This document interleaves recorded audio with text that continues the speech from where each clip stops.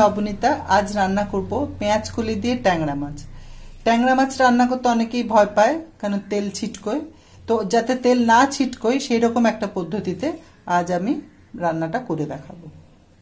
সঙ্গে থাকুন, দেখতে থাকুন। চলুন যাই রান্নাঘরে।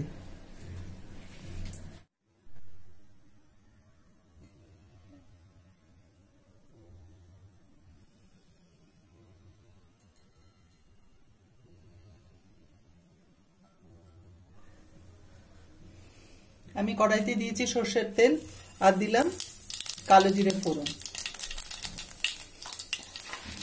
কিছুটা কুচনো পেঁয়াজ দিয়ে দিলাম।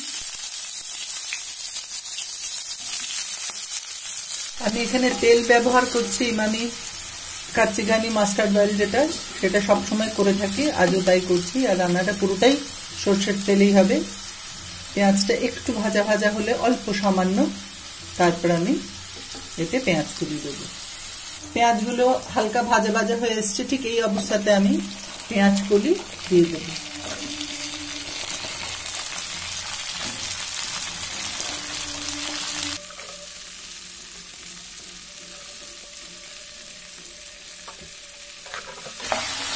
পেঁয়াজ কলিগুলোকে বেশ করে ভেজে নিতে হবে।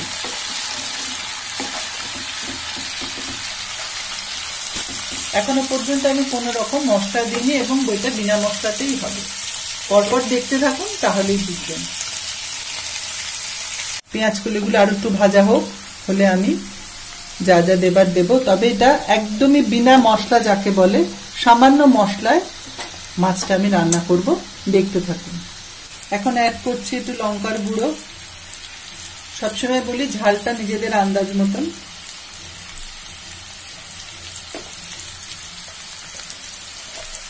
হলুদ গুঁড়ো,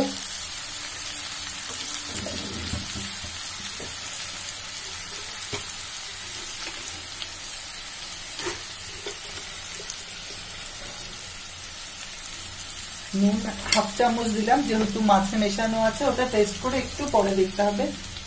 একটু নেড়ে চেড়ে নি মশলাগুলো।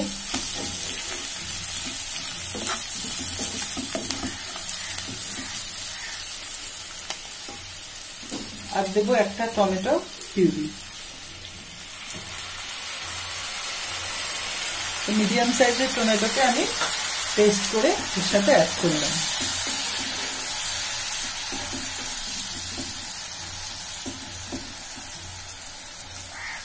সামান্য চিনি কয়েক দানা, যা সবসময় বলে থাকি যে কোনো রান্নার ব্যালেন্সিং এর জন্য। কয়েক দানা চিনি আমি ছড়িয়ে দিলাম।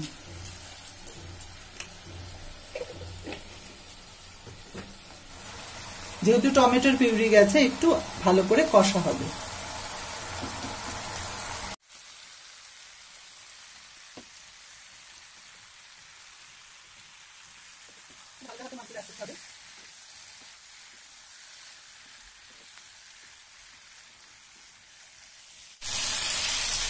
প্রত্যেকটা মাছের মধ্যে ডিম আছে দেখা যাচ্ছে, কিন্তু তেল ছিটকানোর কোনো রকম ভয় নেই। একটু মাছগুলোকে নাড়াচাড়া করে আমি অল্প পরিমাণ জল দেব।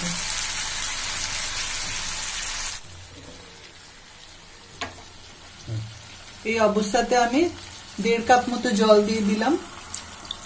জলটা দেবার আগে প্রত্যেকে নুন ঝালটা একটু টেস্ট করে নেবে, নিজেদের টেস্ট অনুযায়ী, নিজেদের স্বাদ অনুযায়ী এটা দেখে নিতে হবে।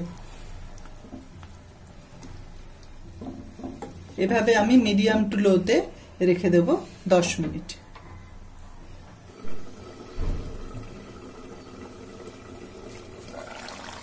ঢাকাটা খুললাম। মাছ একদম হয়ে গেছে, একদম হয়ে গেছে সুন্দরভাবে। আর কিচ্ছু এখানে করতে হবে না। আর ঢাকা খুলবে, মাঝখানে নুন ঝালটা যে যার আন্দাজ মতো দেখে নেবে। এর সাথে আমি এবার মিশিয়ে দেবো ধনেপাতা। আমি এখানে বেটে রেখেছি, এখানে আমি কুচো দিচ্ছি না। আমি 1-1.5 চামচ মতন ধনেপাতা বাটা দিচ্ছি। অল্প একটু লবণ দিয়ে বেটে রেখেছি। এটা মাছের সাথে আমি ঝোলের সাথে মিশিয়ে দিচ্ছি। আজকের রান্না পেঁয়াজ কলি দিয়ে, কাঁচা মাছের বলতে পারেন, ভাজার ঝামেলা ছাড়া বলতে পারেন, ট্যাংরা মাছের ঝাল। তাহলে আমার রান্নাটা দিয়ে কিরকম লাগলো আমাকে নিশ্চয়ই জানাবেন।